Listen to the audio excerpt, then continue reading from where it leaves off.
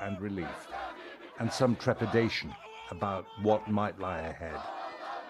Jeremy Bowen, BBC News, Tel Aviv. Well, joining me to discuss what's unfolded today, the former Deputy Coordinator for Counter-Terrorism at the US State Department, Gina Abercrombie-Winstanley. Gina, lovely to have you with us. Thank you for your time this evening. As Jeremy says, we have to watch what happens over the next 42 days. It is fragile. The big question comes, I suppose, when we get to the next part. Can the Trump administration, new to this, but having worked with the Biden administration in recent weeks, can they pick up and get the agreement to phase 2? That is the question. Thank you, Christian. That is the question. I would say that they've got a better chance of doing so than the current administration, simply because they are willing to apply pressure to both sides, as is needed when a deal as fragile as this one is. Neither side wants it. All of the reports of lack of trust, of simmering resentments, reasonable ones for Israelis for what Hamas did on October 7th, and of course the tens of thousands of Palestinians that have been killed in the meantime. There's no trust there. And so it is going to take certainly the U.S. administration, but the larger international community, countries from the region that are going to be the guarantors of this ceasefire, are going to have to put pressure on both sides to stick to this agreement, to be honest in calling out any violations and not making something larger than it is in order for it to continue forward. Because, as you suggest, Gina, they don't have very much time to work on the detail. And when you read the agreement, it is very vague on how you get to phase 2. It's who will rule Gaza. Will Israel allow Hamas to have security operations on the street? Even when it comes to reconstruction, before the war broke out, Israel used to weigh every ounce of concrete that was going into the strip. This is a massive effort that they need to move to. And so, yeah, they're going to sign executive orders here over the next week, but very quickly the Trump administration will need to get on top of this detail. Absolutely. Yes. And as I said, it is going to take pressure, not just carrots, to keep people sticking to this agreement. We know very clearly from the prime minister and certainly from his cabinet and his supporters that they don't want a humanitarian assistance to go into the Gaza Strip, that they really do not want the Gaza Strip to be rebuilt, and that they have fought against the necessary steps that would allow an entity other than Hamas to take control in the Gaza Strip.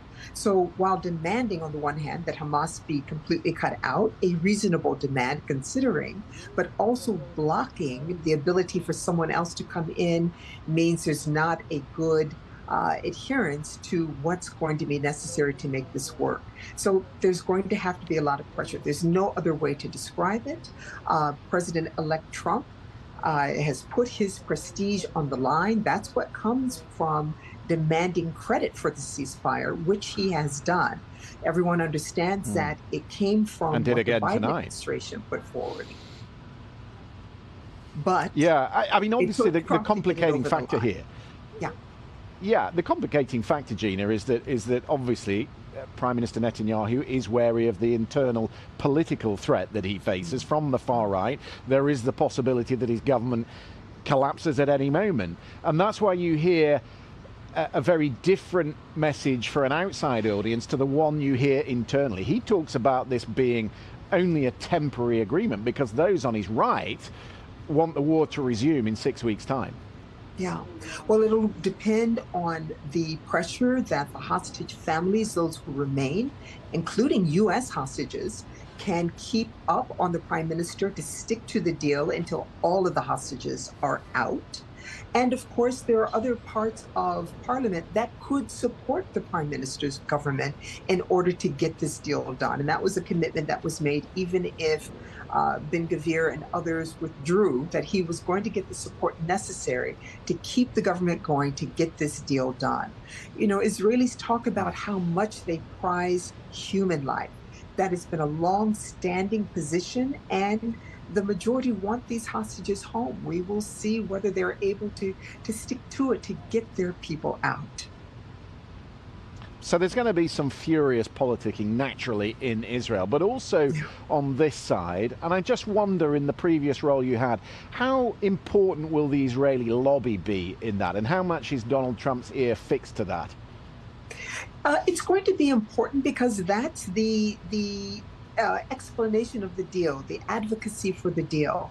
And many organizations here in the United States, I listened in on some calls, are saying that this is a deal that is necessary, that this is a deal that is important for Israel and important for getting those hostages out. So there's been general support for this deal. I think the connectivity between many that President-elect Trump is bringing into the administration, as well as his own clear support for the state of Israel, will be sufficient to keep people on side the way he will need them to be, to keep support for the pressure that's going to be needed to keep the deal going.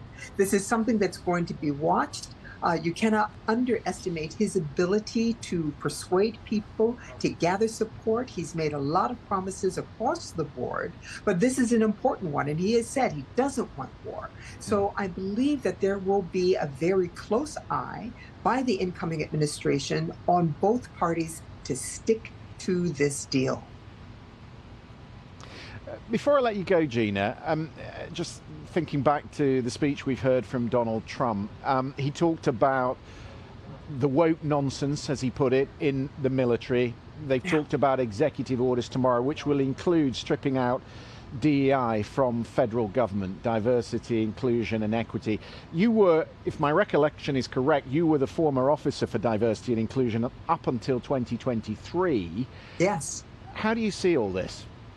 Well, you know, there's a lot of concern, there's a lot of worry because so many people have misunderstood the purpose of DEIA for accessibility as well, which is to level the playing field, which is that we're not going to have favorites based on a demographic group or where you went to school, etc. Leveling the playing field professionally.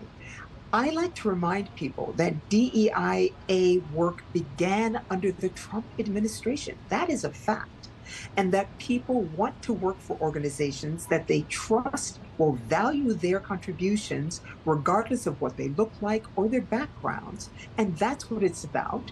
And people want that work to be done. They want to belong to that sort of organization. And so it may not have the same initials, but the work will continue. Gina, good to talk to you tonight. Thank you very much for coming on the program.